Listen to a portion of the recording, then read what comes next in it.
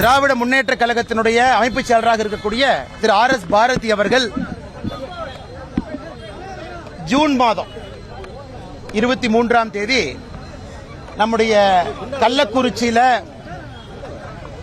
Illegal ஹூச் tragedy, விஷச்சாராயம், கள்ளச்சாராயம் இதையெல்லாம் அருந்தி கிட்டத்தட்ட 65 பேர் இன்னைக்கு இறந்திருக்கிறாங்க.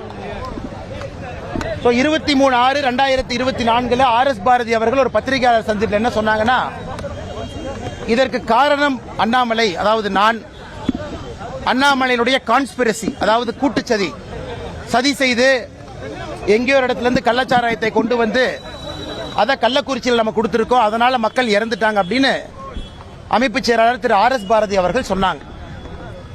அவர்கள் சொன்னது எனக்கு பெரிய ஒரு துக்கத்தை உண்டாக்கி இருக்கிறது. காரணம், தமிழகத்திலே ஒரு அரசியல் மாற்றம் வர வேண்டும் என்பதற்காக நாம் போராடி கொண்டிருக்கின்றோம்.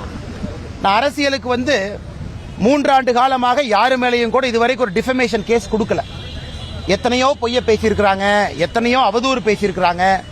எப்பொழுதும் கூட டிஃபமேஷன் கேஸ் கொடுக்காம 3 ஆண்டுகள் கழித்து எதற்கு கொடுக்க வேண்டும் என்றால், RS பாரதி அவருடைய பேச்சு எல்லையெல்லாம் தாண்டி சென்று விட்டது. எல்லையெல்லாம் தாண்டி ஒரு மனிதன், ஒரு சீனியராக இருக்கக்கூடிய ஒரு மனிதன், 80 வயசுக்கு மேல கிட்டத்தட்ட 60 ஆண்டு காலம் அரசியலை பார்த்திருக்கக்கூடிய RS பாரதி அவர்கள் திராவிட முன்னேற்ற கழகத்தினுடைய காலம் முடிந்து விட்டது என்பதை முழுமையாக தெரிந்த பிறகு அவருடைய வாயில இந்த அவதூறு பேச்சுக்களும் பொய் பேச்சுக்களும் அதிகமா வர ஆரம்பிச்சிருக்கு.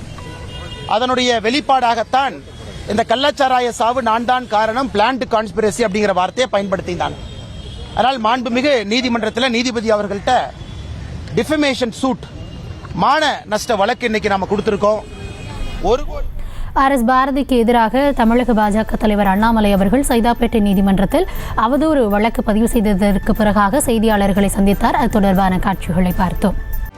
செய்திகளை உடனுக்குடனும் துல்லியமாகவும் தெரிந்து கொள்ள சப்ஸ்கிரைப் பண்ணுங்க.